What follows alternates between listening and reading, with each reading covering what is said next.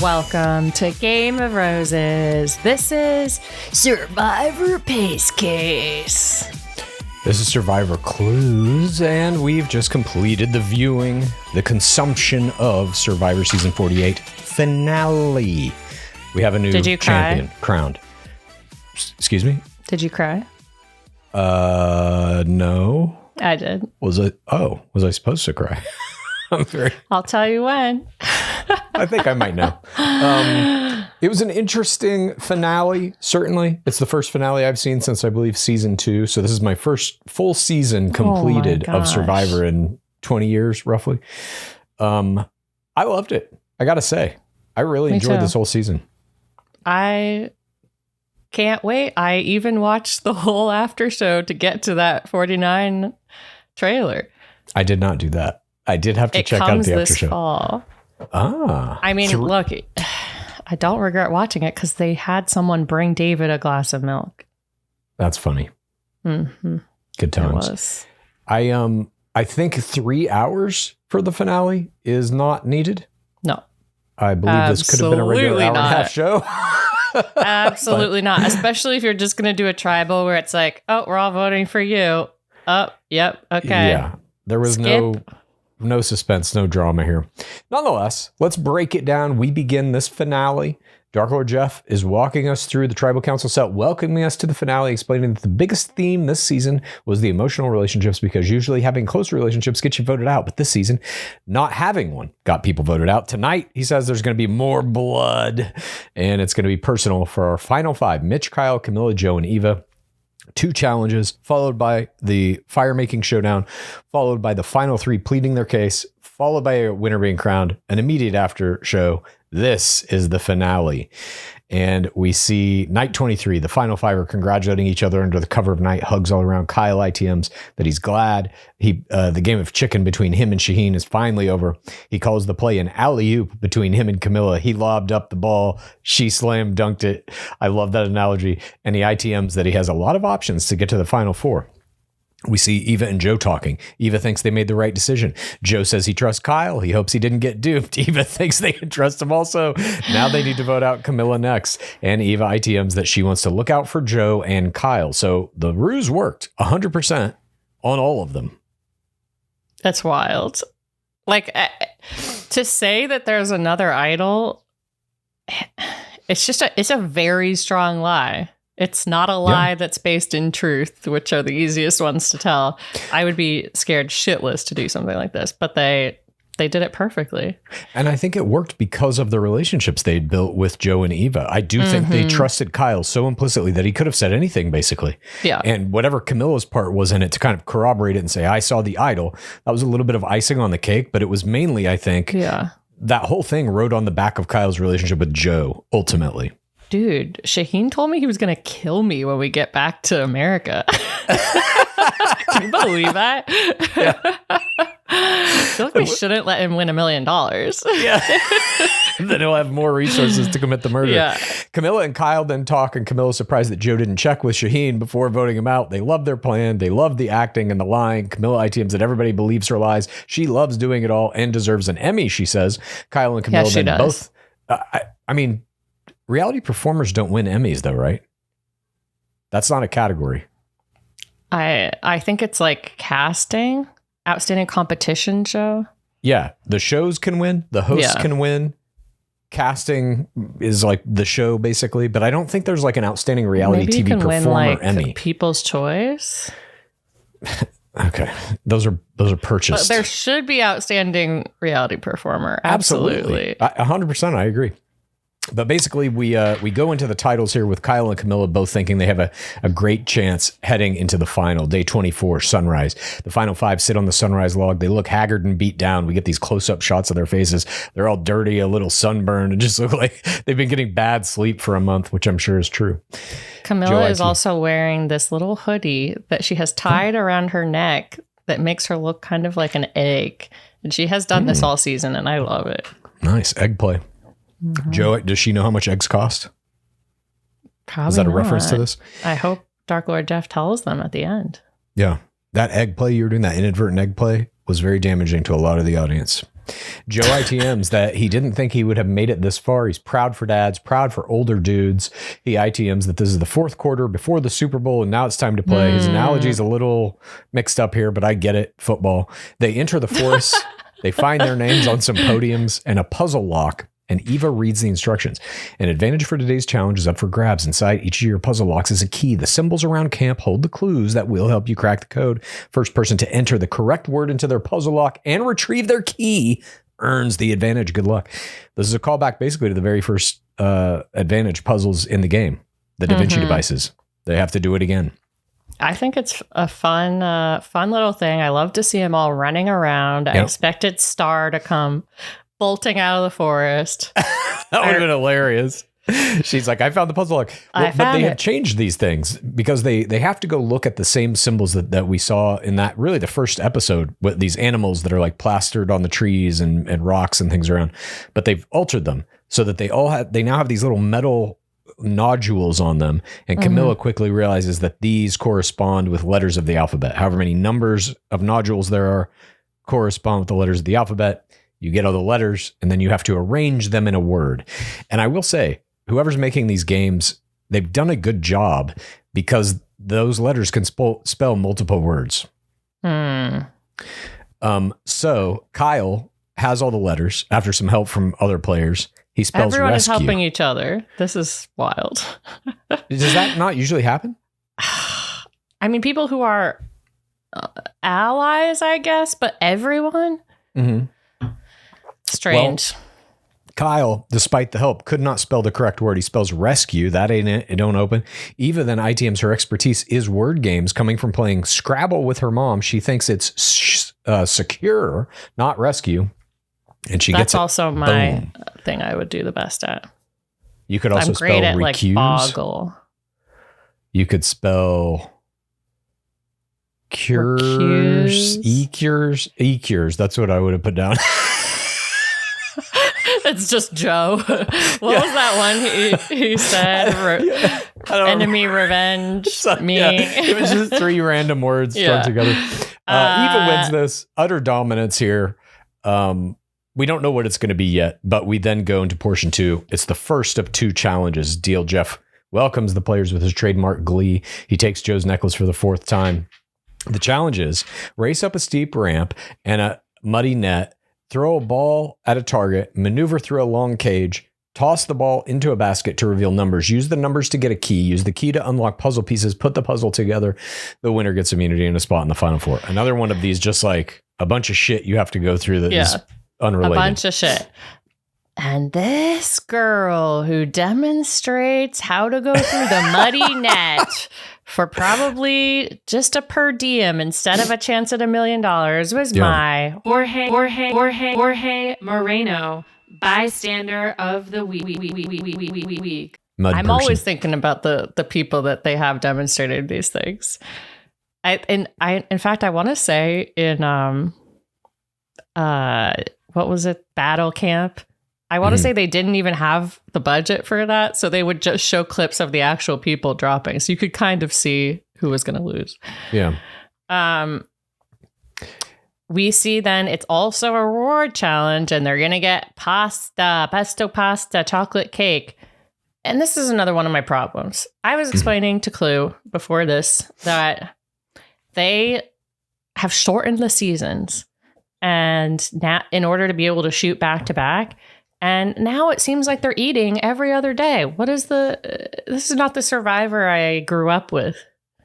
Yeah, I agree with that. Like I said, I remember this guy Colby on season 2 getting a cheeseburger and just like shitting his pants immediately. Somewhere midway through Sticks the game. With you. What's that? Sticks with you. The shit play. Yes. That's probably why I want to see so much experimental shitting of pants in Bachelor. It's because that was such an indelible memory in early second wave reality television for me.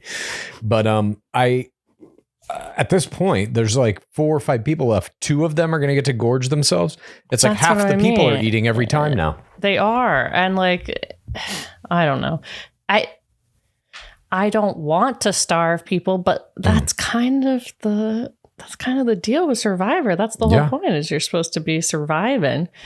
You know what they should do? In day one, they should run a challenge, and the winner gets 1 full month-long cycle of anabolic steroids. See, so what kind of advantage that would be. I like that. You can't shoot that, and you have to shoot that one on international waters. Hell yeah. Or HGH. You could do that, I think. You can do that in America. I don't know. I would love to see it, but Eva's advantage lets her skip this one portion of the random shit that they do in the challenge with a basket. And whoever wins is guaranteed a spot in the final 4. And he also mentions here that Joe is on the edge of history. He gives us some stats. 47 seasons, 700 players, only 6 have won 5 immunity challenges. So that is a extremely rarefied air, and Joe has the potential to do it. He's got 2 challenges here. If he wins either one of them, he's in that club. I thought he was going to pull it out. Most people who are close get voted out, and I don't understand why they haven't been voted out. It's wild. But I mean, you saw it all coming together. Like, Kyle's plan was to keep them both because he knew they'd cancel each other out. It was brilliant. We'll get to the end. So get it on. The challenge begins. I wrote in all caps here, the muddy net looks like you could die in it. For real, they're like under mud. If you can't get, that's like the worst thing I've seen so far this season. Yeah, I hate it was pretty rough. But we see Joe is in the early lead. Mitch then gets his ball in the hole in one toss. He was very good at all the ball tossing things this entire season. We see Joe's right behind him. Kamala's the last one stuck in the mud net. Eva has mud in her eyes. DL Jeff, ain't nothing easy on Survivor. Joe is first to the numbers. Joe first to get the key to the knots. Joe gets the key first, gets to the puzzle first. Mitch and Kyle then get their combinations. DL Jeff tells them, keep their thoughts in control. He goes, you have to keep your thoughts in control. Your thoughts are trying to go to Club Condo. They say turn into a bat and fly away, but you have to keep this human form because you're on CBS. Yeah, exactly. CBS doesn't like thoughts out of control. Kamilla is the last one to get to the key. DL Jeff says it looks so easy at home. How hard can a puzzle be? They're all then at the puzzle. 0 pieces except now Kamilla. She finally gets to the puzzle. Pretty even, it seems. Eva has the first puzzle piece. Eva gets piece number 2. Kyle gets piece number 2. Kamilla gets piece number 1. Mitch gets piece number 1. DL Jeff reminds everybody that Mitch is the only player to have not won an immunity challenge, and that remains. Joe has no pieces despite getting to the puzzle first. He's just staring at this pile of wood. And it's all dirty too. Like, it's just covered in mud. And so are all of them. Like, their eyes. Eva, I saw, had just like fucking mud in her teeth. Eva is motoring here though, and so is Kamilla. They're both kind of neck and neck. And then Kamilla takes a gigantic lead, wins it, domination, incredible. Loved it. She cannot be voted out. She also gets to take one person to sanctuary. She chooses Eva because supposedly they've talked about pasta every day. I thought this was an interesting choice here to take her. Yeah. I mean, I get leaving Kyle to just like not let people that can't do anything, but I don't know. I'd probably take Mitch. Don't feed the contenders. So. I think I would have done the same thing. It was an interesting play, but I also see the converse is you want to keep one person from Joe and Eva with you. Right. Just to control kind of like what they might be talking about or whatever. Right. They can't they can't scheme. I can see benefit in both choices, I guess. Like Eva already has an idol, so it's like you can't vote her out anyway. I don't know. Yeah. We come back and it's day 24. We see the losers. Joe is mocking Mitch. He says, you got something on your face. Hilarious. Mitch mocks Kyle and Kyle goes, bro, I'm writing your name down. Dark. Because he does. Indeed. Then they go do a shallow water bath. And Kyle talks about how he has no dignity left. And we see they're all basically saying, wait. There is a moment where Joe was laying down in the shallow waters, taking the mud off his body. And he leans back and he gives us a one-eyed, gritted teeth grimace of cleanliness that was my face play of the game. It was kind of a... Oh, I missed that. Yeah, Dang. it was beautiful. Mitch then ITMs for the first time. He, Kamilla, and Kyle are on the right side of the numbers. This might be the time for him to take a shot at Joe. It's like, poor Mitch. You missed that one, dude. That was like 3 episodes ago. You donezo. Kyle then tells Joe that he doesn't think anything's going to go down. Kyle ITMs that he thinks Mitch is a scary person in the game because he has no blood on his hands. So you have to weigh Joe versus Mitch. Who do you want to be sitting next to in the final 3? Back to Sanctuary. Kamilla and Eve are covered in dried mud, eating their pasta. You don't even let them clean up. They have to eat this fucking pasta. It's so gross. It's terrible. I just wouldn't like when I don't know if I've ever been dirty at that level, honestly, like covered head to toe in mud. But even if I am like, have slightly been sweating at the gym or something, I'm basically like catatonic until I bathe. Have a full bath. There's no way I can play this game. Absolutely 100% no way. Oh my God. Unless I guess you just throw that switch and you're like, fuck it. When I'm out here, all rules are over. I can be a different person. Maybe I could do it. I just don't think... I don't get this whole thing about Mitch being so scary that Kyle's talking about. Because they think he played such a kind of like heartfelt, heartwarming, honest game, and he has no blood on his hands. He never had to backstab anybody.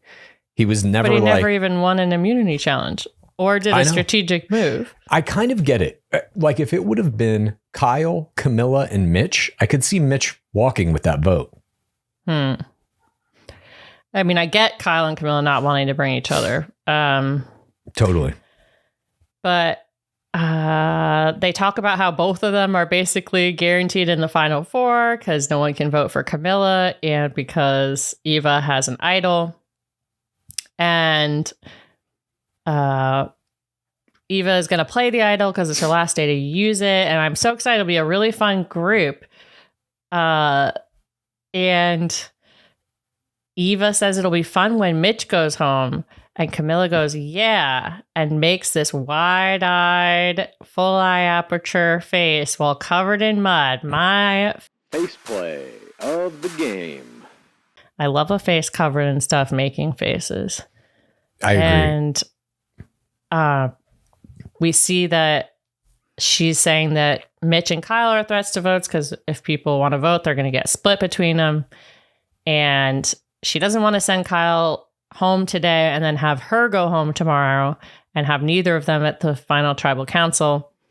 And she's like, for some reason, I've decided to play this game for both of us. It's crazy because I never thought I'd be playing the game this way. And I thought I could separate the logic from the heart and the emotion. And I can't.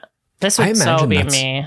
I could not. I think that's everybody. I think once you're out there, especially in the end, even if you're playing against these players, they are technically your enemies in this game. You've undergone this horribly traumatic month of your life that only those people can even possibly understand psychologically what you've been through. And so you do have some bond with them. And especially if they've been part of an alliance where you're actively helping each other try to win this game, I think it would be very difficult to go against a person. Yeah. Yeah. Kyle, then they come back to camp and Kamilla talks to Kyle. They both agree they're not concerned about Joe and Eva. They agree Mitch is the vote. He's a bad jury vote, or he's a good jury vote for either of them if he's on the jury, bad if he's not. Kamilla ITMs that the decision is about getting her and Kyle closer to that final 3. Kamilla then talks to Mitch and Kamilla outright tells him if he's in the final 3, I think you're going to win, so we're going to vote you out. Just fucking straight to his face. Mitch is like, this is devastating news. This is wild. I do feel like this is just not the type of stuff that there's just so much more backstabbing in a normal season of Survivor and lying. It seems strange to me too, because there's like, it takes away any drama. Yeah. I'm sitting and there's here, been like 5 votes in a row like this. Yes. The only thing I'm thinking is, are they giving me an edit to try and trick me? Because I do believe they get them to say every possible iteration of any combination of I'm going to vote this way or that way and backstab this one or that one and blindside or not blindside or whatever. I think they have the footage to make any story they want. And the whole time I was like, are they going to fucking take out Joe? Is this a setup? Are they giving us a wacky edit? But they weren't. I thought that with Camilla's faceplay. I was like, oh, maybe it's not going to be the fun 4. Nope, I was wrong. Mitch is like, I'm the easiest to beat. I also agree with this. And Eva says to Mitch, yeah, I'm going to vote for you too. And Joe does it too. He's like, out of respect, I'm going to vote for you. He ITMs. He's like, I knew I might go home, but to be this close and not get to make the final pitch for the $1 million sucks. But it's like, it's on him. This was a season-long error that he was committing, that he never took that chance to try and knock one of them out. Absolutely. He had his chance. They had numbers in whatever episode that was, like 4 or 5 episodes ago. They could have maybe done it. If they've gotten everybody on their side and there were no secret idols or anything going on, they could have done this. Absolutely. It's like, it continues being my error, and it almost would be my error in this game too, but it turns out it didn't matter. But still, it's like, you don't, in a normal season of Survivor, you don't want to go against Joe. That's the type of person that wins. And they're playing this hero score for him during this whole montage of people telling him they're going to execute him. That was very reminiscent. Did you ever see a movie called Glory? No. It was about this one regiment in the Civil War that like sacrificed themselves so that the one Union soldiers could win some battle or something. I don't remember the exact nature of it. Denzel Washington, Matthew Broderick. It's a fantastic movie, nominated for Academy Awards. Soundtrack's great, but it was like the music that they played when that platoon is like charging into the fire, knowing they're gonna die, and they're just like sacrificing themselves. Basically, that's what the music reminded me. It seemed like a death montage, for sure. And it was. We get to the tribal council. DL Jeff asks Kamilla about her mental voices. She overcoming them to get the immunity win. And we see Shaheen give a very sassy look when he comes in on the jury. And they basically say, yeah, we were respectful to each other. We all told Mitch he was fucked. We're going to vote Mitch. Like right before the vote. There's no way to even edit the reading of the votes in a way that would make you think anything, even though they try. No, and I'm like, wait, does Mitch not have a shot in the dark at this?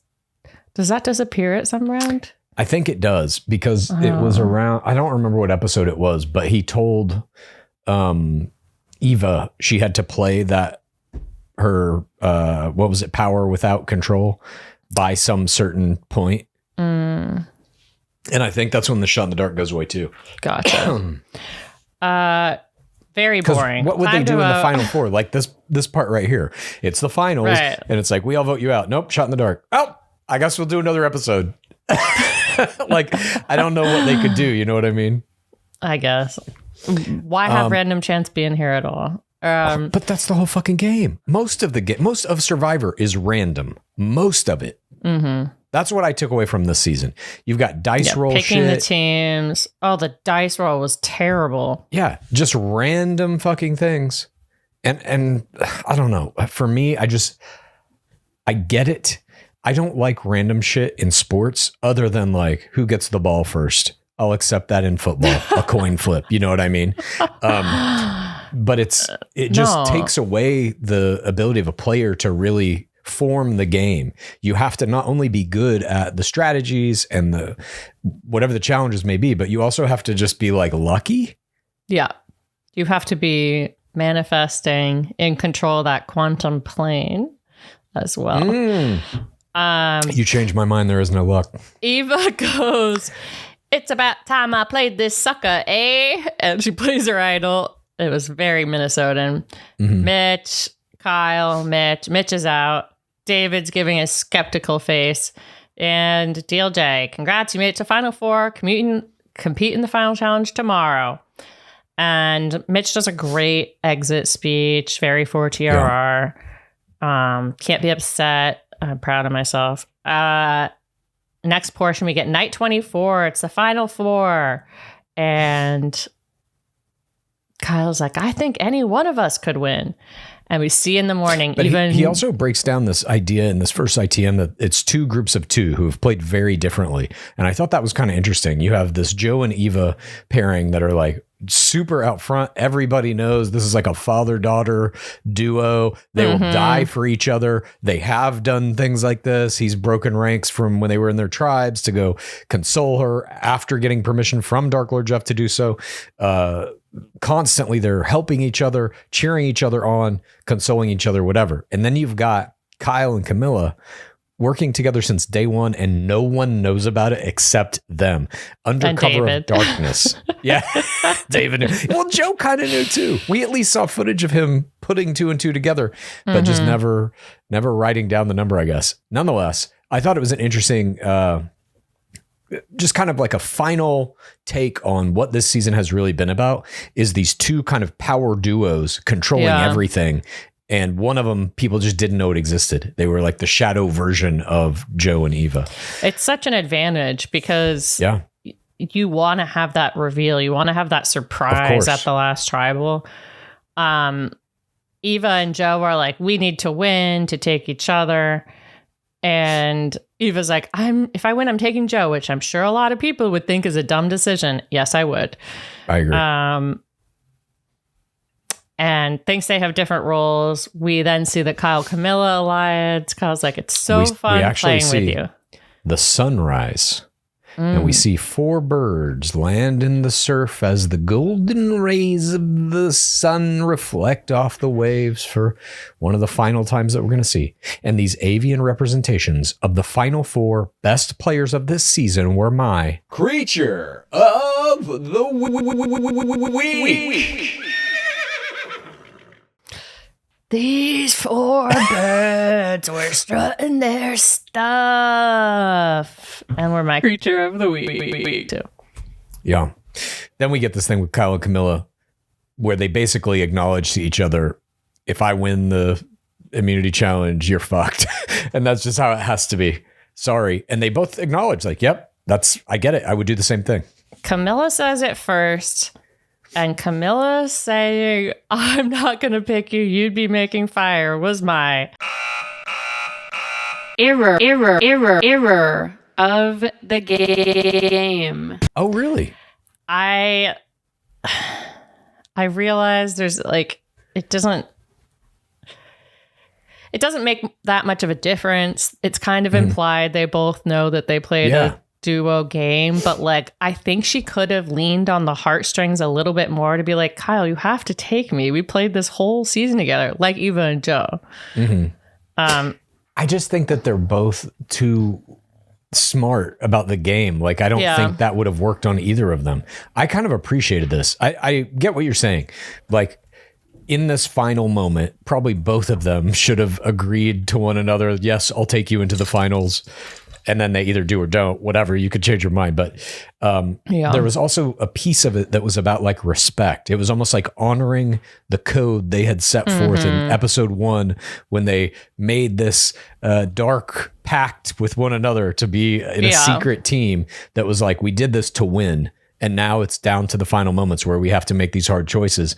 And one of us is going to win. Like that's guaranteed. If one of us gets to the final 3, that person's winning. And we saw what happened.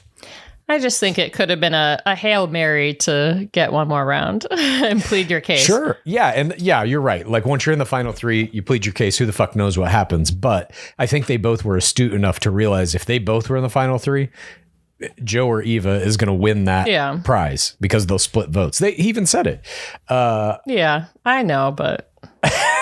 You just we then see I like a sneaky survivor game. Everyone was 2 for TRR this season. No, I agree. So upfront. It was like honor among thieves with them though, because they were very sneaky and they got people to knock out Shaheen. Like they made some huge fucking totally sneaky plays, but with each other they were always up front, and I liked that about their little alliance. Nonetheless. No, I mean, I've been rooting for them all season.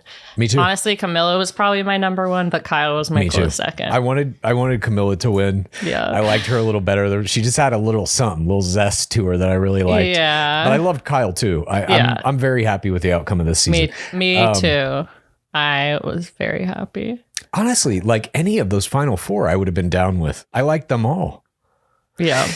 Nonetheless, we see Joe straight up asks Kyle, who are you picking to make fire? And Joe's like, this is the biggest challenge for obvious reasons. he's going to pick Eva to go with him to the finals if he wins, but he hopes Kyle would pick him. Kyle's like, I'll pick you to go with me if I win. And then they head to the next challenge. Jeff welcomes them, and he says it's like seeing people smile when they know what the challenge is. And this one's a classic. This is a funky challenge. Yes.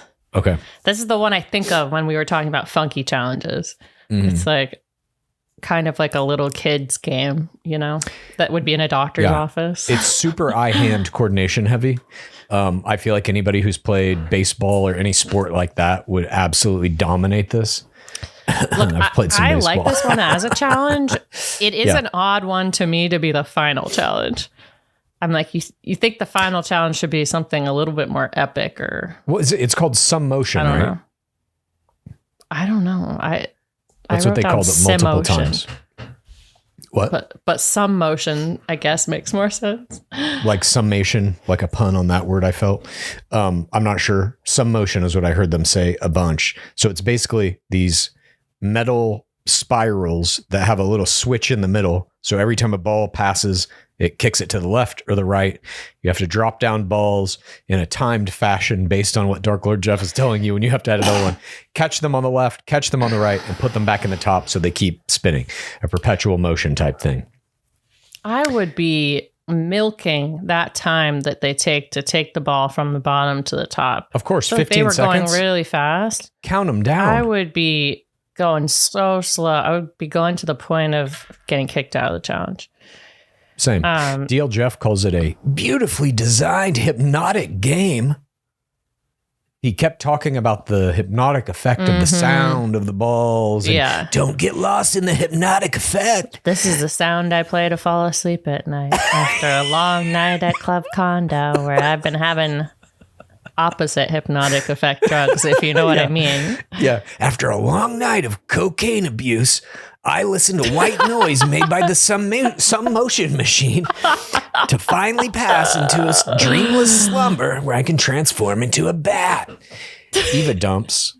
Eva tears. Kamilla dumps. Kyle versus Joe. Joe dumps. Kyle wins. Now, I will say this of this challenge. It's interesting intellectually, psychologically. I liked thinking about it. Could I do this? And I think I would be very good at it. It is boring as hell to watch this on TV. And this is one of the classic challenges. When the little thing goes back and forth, don't that to me that produces tension in my body. But I agree. This is to me is a weird one for the final. It's just not, it's in no way cinematic. They're cutting back and forth between hands, grabbing these balls. You can't follow like where any of the balls are. There's nothing visually telling you like, is somebody getting close to fucking up? And so you're just watching and waiting until, I guess they fucked up. They fucked up. There's they did no have like, a cool pan shot of all of them at one point. Yeah, but there's just what nothing. I would also do? What's that? Dip my hands in the sand up those balls, fly in the ointment. Get a little rough edge so they're going down the tracks slower. This could be experimental shit play. Shit all over the machine. If all you've been eating is coconut. You can't, that's just the human body. They can't say you're out for this.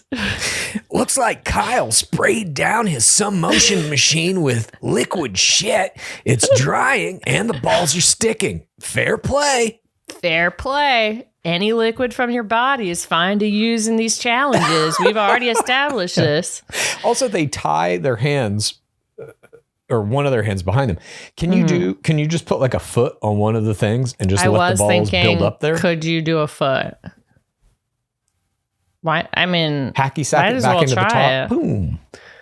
They'd have to make up rules. If you and I were playing, they'd have to make up rules. They'd be like, we didn't think to put this in the rules, but that's you all I do. can't use your feet. You can't be shitting on the machine. That's all I do. At the end, when they reveal like what they really are, I would go into this game and I wouldn't go with teacher. What would I go with?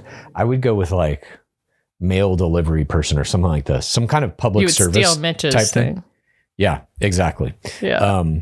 I think that's another reason that he was good. But what I would tell them finally is, I'm not a mail delivery person. What I do is analyze systems for the best way to exploit them. And that's exactly what I've done here. That's all I do. That's all I do. mean, that is what you do on our show, kind of. That's all I do in life. I identify a system, find the rules of it, find the weaknesses in those rules, and look for an exploit. That's fun to me. Sorry. You say, sorry, Jeff, it's just my job. I can't turn it off. Yeah, I can't. I literally can't. I guess we all have to start over. I'm sorry. It's like yet again. It's like every challenge they have to start over because you're trying to exploit the rules somehow. Yeah, exactly. Wait a minute. I have one question. Can I shit all over the wires here? Is that possible? Can I use my teeth on the mud net? Kyle goes then to deal Jeff. He gets his necklace, and Kyle talks about the feeling of being in the final three. He says he can't help but think about how he played the entire game. It's been the best experience of his goddamn life. He says tonight he's going to choose one person to be in the second seat and force two other people to make fire for that third spot. And Kyle ATMs that the one challenge with the most pressure, he beat some of the biggest competitors the game has ever seen. He did not drop the ball. He gets in his final pun there. Portion it was a great speech. Yep. Day 25. They come back to the camp. There are 4 knives sticking in the tree. These are their making fire practice kits.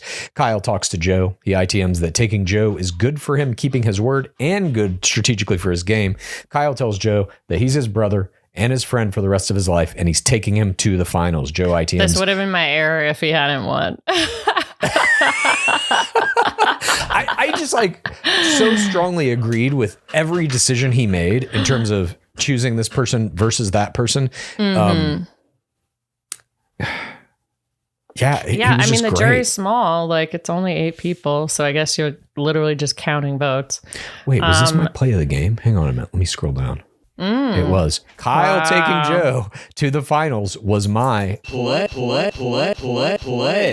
of the game. I think it could have been Eva also. I think either way it would have worked for him. Mm-hmm. And he got a little bit lucky. Had Kamilla won the fire making challenge, he might have been fucked, but he put her where he needed to put her to give him at least that 50-50 chance of her getting knocked out. And I also think that it's exactly what he was talking about.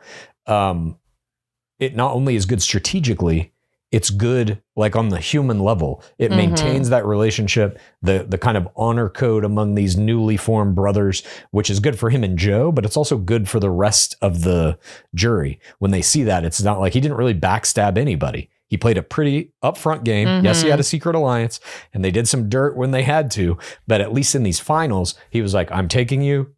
I've made this promise to you. And he fulfilled that promise. It's also like, I want to go up against the biggest challenger. That too. In my mind was Joe. Yeah. We see Kyle tell Eva, Joe produces tears when Kyle tells him this. We then see kids Kyle. Thank you. Yeah. He's like, my kids thank you. Oh. We see then Kyle tells Eva, I told Joe, but I want you to win. And Eva produces tears. And Eva is upset. And Kyle's like, you're going to crush it. And Kyle is like, I do want Eva to win. We've pretty much played the exact same game, him and Kamilla. Wish I could bring her, but I can't. And then we see Kyle and Kamilla have this convo where Camilla's like, we both agreed only one of us can sit in the final 3. It doesn't make sense not to sit sit next to each other. So I'm going to make fire. I'm very proud that the reason is because someone's afraid of my game. It's farther than I've ever made it, and I didn't expect 1 immunity, let alone 2. And she still has a chance. Oh, God. We then see them practicing fire, and Camilla's doing well. Eva, God, this was has nuts. a meltdown. Just sobbing uncontrollably, guttural screaming just in the background.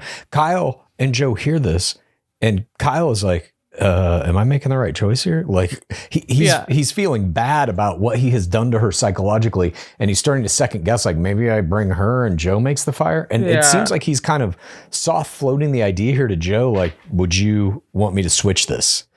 because he knows Joe and her are a duo. And even Joe then goes to her to check on her.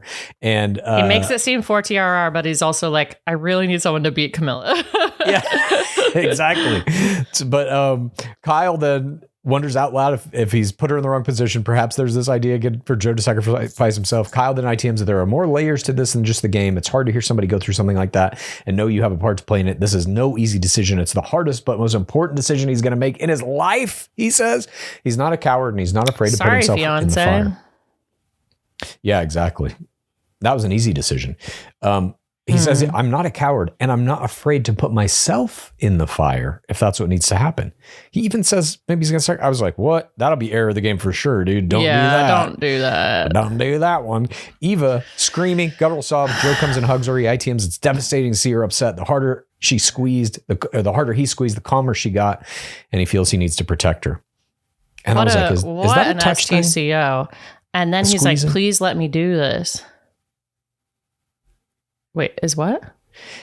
I think that's a touch thing. I have a little bit of that myself. You need to be squeezed. I need to be compressed. Like a weighted blanket? Yeah. Oh.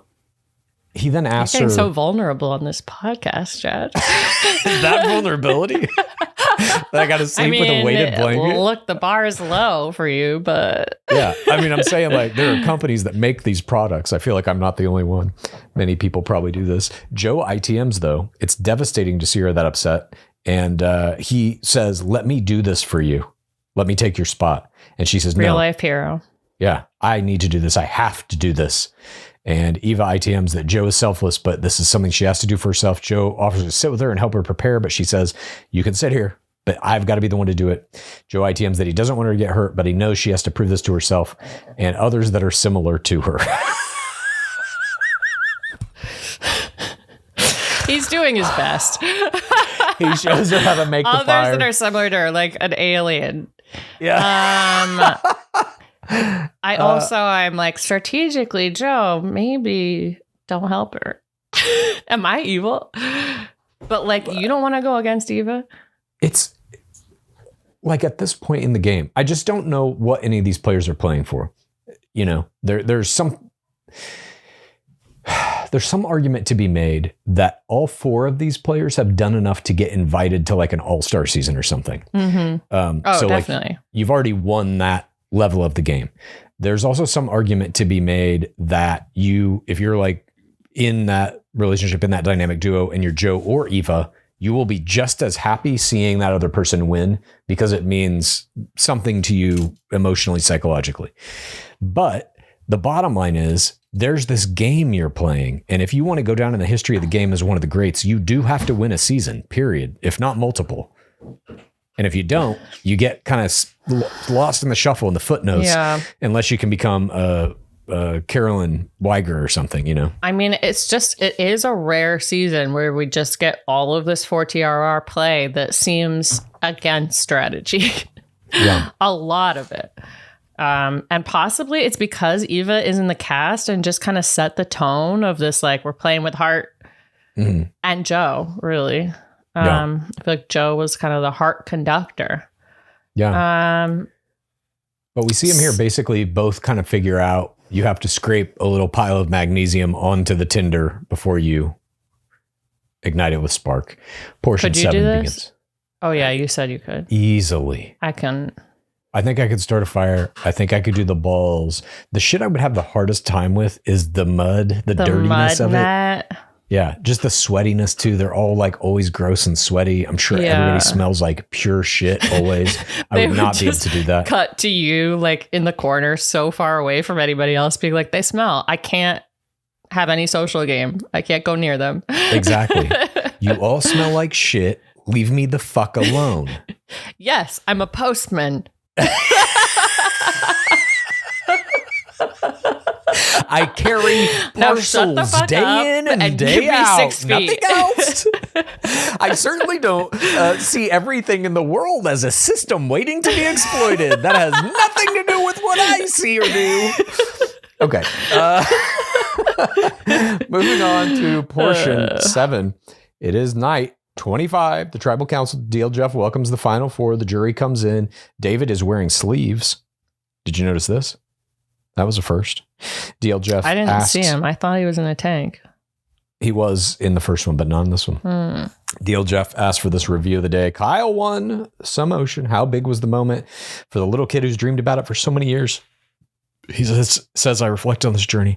I've fallen short, but also had victories. The last one felt great. It's been a roller coaster of emotions. And to come out on top means the world to me. Deal Jeff asks him about the relief he feels. He explains he approached everyone else to have final talks, and he wanted to give people respect and let them know if they needed to make fire. Kyle says from a strategy perspective, he promised Joe he would take him to the end. That's what he's going to do. Joe gets the congratulations. He says he was a straight up guy about it, honest man of his word. So Kamilla and Eva have to make the fire.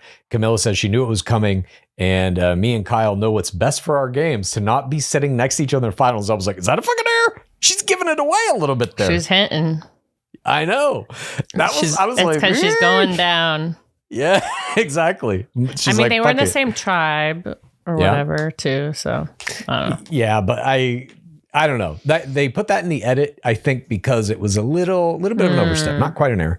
Eva sees that they don't have coconuts here, which is what they were practicing on, and she's scared but ready. She's going to get it. Kamilla and Eva take their spots at the fire making stations. They get a minute to settle in and get focused. Portion 8 begins. Fire making showdown. Deal Jeff says, you need 3 things to make fire: dark magic, vampiric powers, and the ability to control flame with your mind. It's heat, fuel, and oxygen. They start making their fire. Kamilla gets a leg cramp immediately, and Eva is the first one to make a flame. They're using something called Hessian. I don't know what that is, but it's that little twine, that rope, I guess. I don't know. But Eva immediately starts building this blaze higher and higher. Kamilla, not even a spark. And Kamilla here, plagued by cramps. Her hands are cramping, her arms, everything's cramping. I just wrote, there is no drama here. It's clear Eva's fire is bigger and going to win. Then no the fire drama. starts. She starts encouraging Eva. Eva wins. Yeah. Her fire went down for a second, or like blew sideways, and she started sobbing. And then she put another stick on it and it was fine. Yeah, she wins. It's like, I just, there are things in this game that I think are not dramatically satisfying.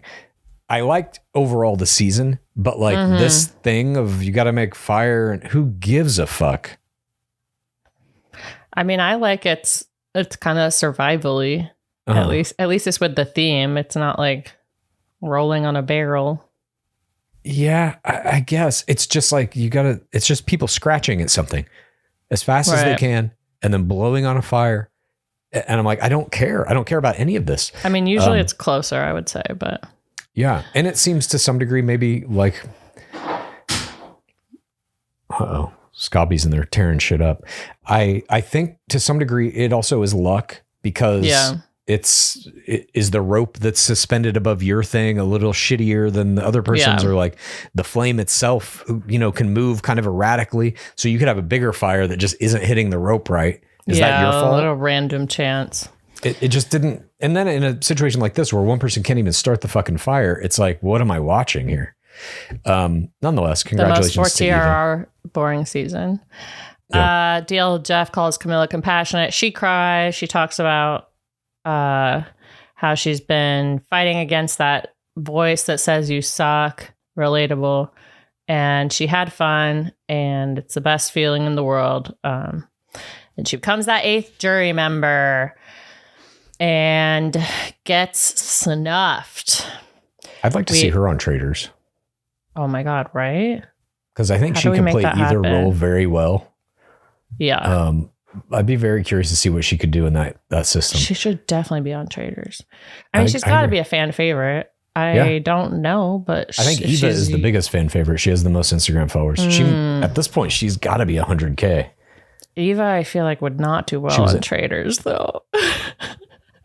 I don't know. Maybe. She was... maybe as a faithful. She was at 90-something K before tonight. What is her damn name? There she is. I hope Eva Kyle Erickson has more now. 98K. Ooh, close. She's getting there. Probably after tonight. Tomorrow morning, she'll wake up to 100K. Nonetheless, we get portion 9, the last sunrise. The final 3 are sitting on a log, arm in arm. A boat comes bearing food, and these food-bearing boat pilots were not my Jorge Moreno bystanders of the week. Oh my God, you had me. I know. Kyle ITMs that you never know what your journey is going to do. His motto was people first. He was able to get this far because of the relationships he had with the people. It gave him an overhead view, and he was in control of the game the whole time. Shaheen ITMs, basically, I think we can just skip through all of this type shit, right? Yeah. It's Kyle saying, there's weird model shots of the jury. Yeah, I had fun, and all the jury members saying like who they like good, and why. Yeah. This is what I'm talking about. Like, this don't need to be 3 fucking hours. This whole portion, cut it. We get it's to... It's like in Bachelor when they say, and here's how they met Clayton. It's like, okay, we watched the whole season. Exactly. There's like no drama to this. And I don't understand what the point of this is, other than to kind of reacquaint us with some of the jury members. Like, oh yeah, remember this person's still in the show. That's kind of the function it serves, I guess. Eva reveals to the group that she graduated Georgia Tech in 3 years and is getting her PhD at Brown in engineering thermal science. And we get Kyle goes, on that note, I did teach, but I'm a lawyer. And Joe makes a great face at this. And he says, I'm just a fucking fire captain. LOL. Yeah, that was pretty good. They also talk about their weaknesses. Cedric asks them what their weaknesses are. Joe says wearing his emotions on his sleeve. Kyle says overconfidence. Eva obviously talks about autism, saying it's not a weakness, but it does make things hard for her. And she chose this ally immediately, somebody that she could trust. And that openness and honesty was reflected back at her in turn. I thought that was kind of an interesting little thing. And then, yeah, Mitch is talking about, he asked them how they leverage their relationships, and they all give kind of generic answers. And then Chrissy is like, you guys are tight, but only one of you can win. When are you going to betray each other? Yeah. She still is on this fucking tip of like, to win this game, you gotta fucking demolish somebody. You gotta be cutting dicks. Why haven't I seen any dick cutting? So, and then they basically all are like, no, we're not gonna do any of that. Eva's like, you don't have to betray each other. Joe's like, I don't use the relationships as leverage. Star then is next, and she calls them all beautiful trifling ass bitches, which was hilarious. Star is my favorite. Trifling ass bitches. Easily the funniest of all the players this season. Yes. And she's asking about their undercover moves. And Eva then talks about she had the immunity idol. And Kyle is like, let's get it out in the open. And he plays his prison PTC here, comes clean about being a New York lawyer. Eva comes clean about the PhD and her doing research for the Navy and all this. That's when Joe says he's a dumb fireman. And I was like, is Kyle not going to talk about the fucking alliance with Kamilla? I know. I was buries it. Yeah, I was very scared that he wasn't going to say it. It was very important for him to play the prison PTC, especially based on being a lawyer. Like, he really needed that. Totally agree. But yeah, Kamilla luckily goes in and saves him and reveals their dynamic duo. Yeah. I thought they would focus on that more. I agree. Yeah, Shaheen is the one who brings that up. He's like, your best move was to get rid of me, respect for the move, but I never made a move to get rid of you or Joe, Eva. You thought that I was coming for you, but that wasn't true. But respect to you for getting rid of me. And then Camilla's like, well, they didn't actually get rid of you. Kyle, do you want to talk about your perspective on this? Like, she even teased that up for him in this moment. It's like, dude, he should have done that by himself, in my opinion. But he explains the whole plan and how he was actually the one in control with Kamilla, that they devised this lie about Shaheen having the immunity idol, and it worked like a fucking charm. When he finishes this story, he's like, the perception was Joe was the muscle, Eva was the heart, Shaheen was the brains. We took out the brain and the rest was a cakewalk. Silence. The group is just like, Eva's face is like, oh my God. You can see like he won the game right there in that minute. And I would say if it wasn't selecting Joe to go to the finals with him, this moment where he drops the hammer was also a play of the game candidate. But I will say, I think this moment was coming no matter what. He was in the finals. This had to be done. And the Joe thing was at least a decision that was made, taking him over Kamilla or Eva. Disagree. Kyle's last tribal council pitch for himself, revealing his strategic plan and his PTC, was my play of the game. I loved it. And I thought it would be so much harder to beat Joe, just because he was such a challenge beast and he played with heart, protecting Eva the whole time. Like, so I thought that this was just like, everyone's jaws were on the floor. David even his brain short circuits. Yeah. And he does a knock joke. And people are staring at him like, what? And he goes, they're like, who's there? And he goes, not me. Huh? He's been preparing. He should have been thinking about what he was going to say instead of like practicing his mean mugging. What the fuck? He made some weird shit up that nobody got. And then he's like, I was tired of not looking happy all the time. So I guess he was like trying to play this mean gruff guy. Showing his acting. So bizarre. He's a stunt man. It's good to show off your acting chops. I was paying attention to him in the jury every time. He was the star of the jury. He asked them about the immunity challenges and how they use those to their advantages. And Joe explains that winning 4 challenges helped him be the one you wanted to keep in your alliance because he could dominate the challenges. And he knows that if you get 1 away from the record, that can raise your stake in a jury's mind. And he's old, he has a torn ACL, and he's a dad. He makes sure to get that in the end here. Now, I agree with what he's saying. Joe should have brought up the sister. Oh, yeah. He should have replayed that PTC. Yeah, because I cried. Winning the 4 challenges, I agree with what he's saying. If you can kind of elevate yourself in that aspect of the game to say, I am one of the greatest challenge players who's ever existed, that can mean something. However, you didn't hit the record and you didn't beat the record. If he had won 6 challenges, you're winning, period. Like, I don't think anybody doesn't vote for you because that's such an accomplishment that, like, if no one has ever done that in the history of Survivor and he does it, I think you walk with the championship. I think even if you get 5, it's much harder to ignore that. 4 though, I mean, clearly people win who like haven't won any challenges. It's harder, but we then get Kyle doing a hilarious joke about his bubble butt. Yeah, that was great. So good. Yeah. I need to call Cedric's friend to get it fixed. He's like calling out different members of the jury, be like, I see you. We're gonna still be connected. I'm the best average guy. Joe keeps saying I'm 45 years old. I thought Eva's things here too were pretty good. She started talking about how she came in wanting to play this super physical game, but she loved competing with all these people that she considered to be big dogs. And what she learned was not only can she run with the big dogs, she is one of them. I thought it's an unprecedented season. Yeah, pick an unprecedented winner. I thought that was a good line. Playing in a unique way, and like this is totally. She's like, I embody the identity of this season. You should vote for me. That was kind of her through line in this whole cry. Thing. Yes, she got dark tears. Dark Lord tears. I thought all of her little things were very good. They all were pretty good. Joe, I thought, was a little weak in it. He just kept saying like, I'm old and a dad and I won challenges. And he says, I want the opportunity to take care of my kids for the rest of their lives. And I just wrote, with $1 million. You're seeing half of this is gone immediately. As soon as you get paid, half of it goes to taxes immediately. How many kids do you have? Don't tell him, Clue. Does he have 2, 3? I don't know. 2 kids splitting $500,000 ain't going to change their lives forever. That might let them go to college, maybe for a semester. They're like, Chad, please, you've run out of your time at this tribal council. Yeah. Like I said, I see systems and I see the exploits. And right now, I think like in reality TV, the prize pools, if money is the prime thing that you're winning in it, they got to get bigger. You're seeing it's already starting to happen with a lot of them don't even have $1 million. And I'm like, what are we doing here? I completely agree. You can't even buy a house. Traders like that, 250,000 split by however many people win. And these are celebrities. That's embarrassing. Gabby Traders should be $1 million.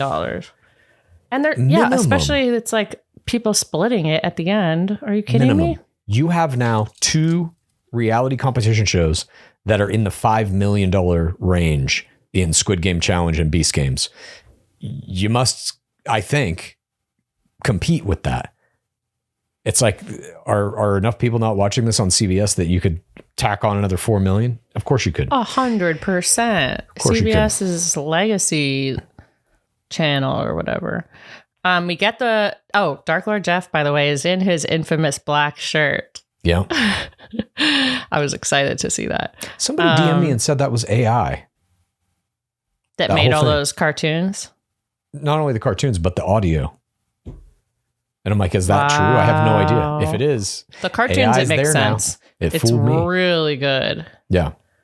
It makes more sense that it's AI because it was very elaborate. We get the votes. Joe, Eva, Kyle. Winner of Survivor 48 is Kyle. PaceCase produces tears. Oh, at the victory. Wow. At the victory. I don't know. I was just like, I was rooting for him all season and Kamilla. If Kamilla couldn't win, I wanted Kyle to win. And I don't know. There was something so 4TRR about this season, and it got to me emotionally. Wow. I feel like they're all my friends. That's called a parasocial relationship, dude. I got a strong parasocial relationship. A lot of the time, like, you don't like the people who are in the finals because people have brought along the dregs to vote against. Right as soon as Kyle is crowned winner, you see some production assistants bringing out a giant wooden Survivor logo sign, and these PAs were my Jorge Moreno bystander of the week. They were the only other people I saw in this entire season other than Dark Lord Jeff and the boatmen. And the net girl. Oh, and the net girl. Yeah. The pre-game people. But a fantastic season overall.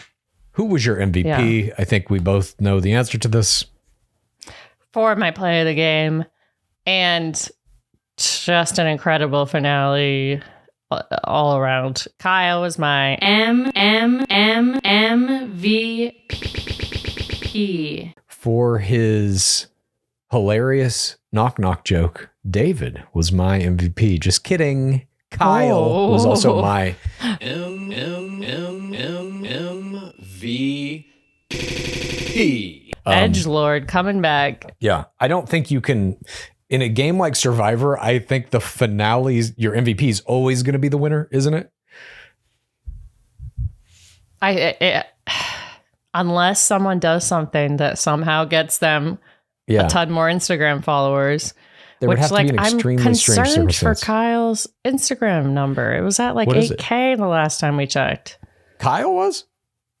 I want to say, yeah. Let me look him up right now. I was like, oh boy, this show does not make influencers, I guess. No, these games don't. Big Brother is kind of like that too. You have to do something like above and beyond to get Instagram out of it. I guess it's just like an older audience. I don't know. Well, it's also like he has 11K. Oh, God. Shit. That's as many as me. Terrible. And I didn't win Survivor. Not yet. You still got time. Well, but thank you, everyone, for joining us for this Survivor Season 48 that we've recapped. This was our first season of doing Survivor. I had a blast doing it. I loved the fucking show. So much fun.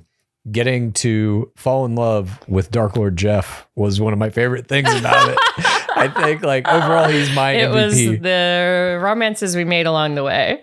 Yeah, basically. He certainly was my favorite part. And he has so much energy. So much. And, like, now that he's 63, the next 10 years of this, like, are we going to be watching this guy when he's 73 years old? I don't know. I don't know. He's got to go. Is he married? Defend someone on. He has kids. I don't mean he's married. Could he be the Bachelor? During the COVID season, one of his kids like helped him build the whole finale set with him.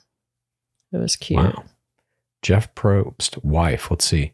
In 2004, after filming on Survivor Vanuatu Wrapped, he began dating one of the contestants, Julie Berry. They broke up in early 2008. Probst married his second wife, Lisa Ann Russell, on December 5th, 2011. Through this marriage, Probst is a stepfather to Russell's 2 children.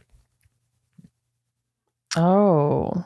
There you go. Wait, did he have kids with the first wife? Now we're just reading Jeff Probst's Wikipedia. So that was his stepson. Let's see. Probst was married to his first wife, psychotherapist Shelley Wright, from 96 to 2001. Then all that stuff I just said. Through this marriage, Probst is a stepfather to Russell's 2 children, son Michael and daughter Ava, from her former marriage to actor Mark Paul Gosselaar. Who's that? You never saw Saved by the Bell? He was the main character of that.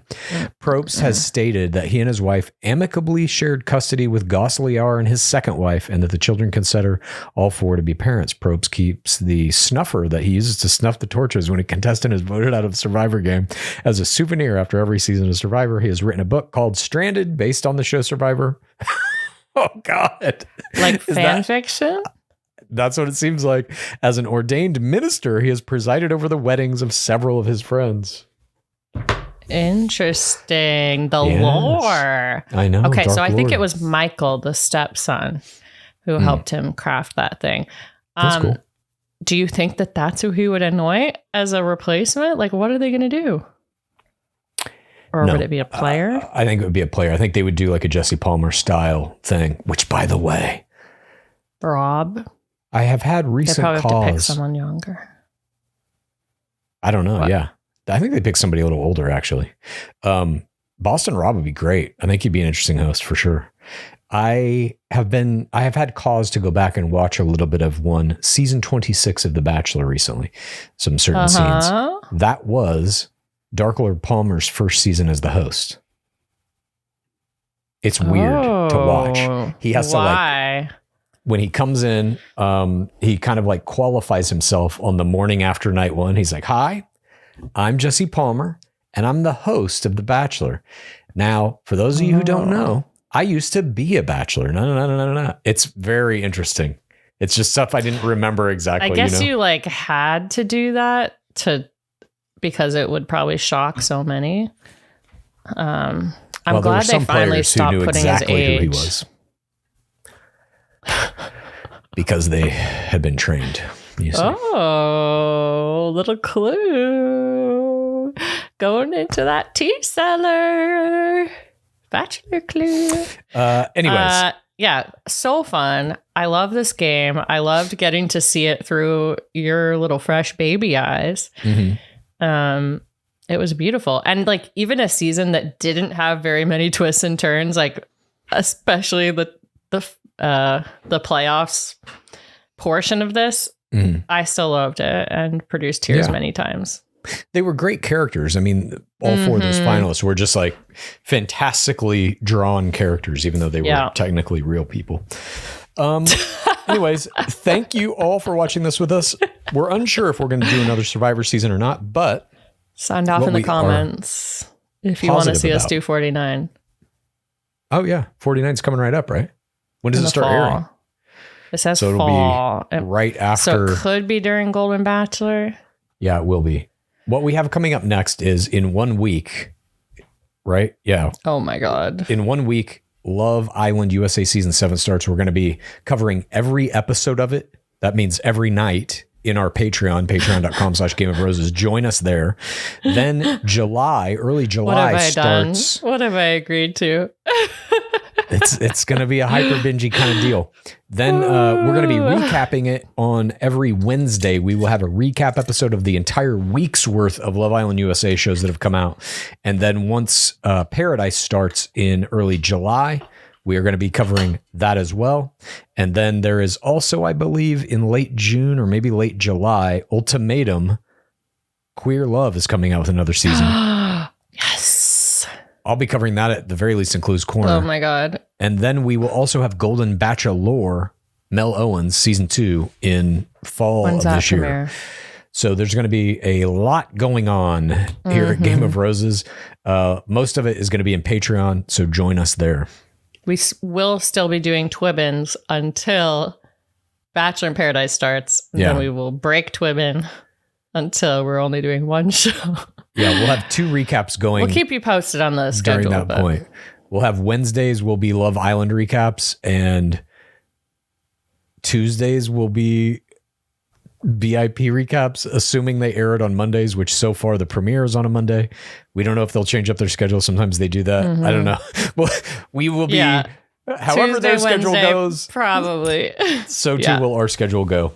We hope you'll join us for as much of it as you can. They're in charge of our life. Praise be Dark Lord Jeff. Please rate this podcast. Please review this podcast. Please get a friend to listen to us. And then please rate this podcast. Please review this podcast.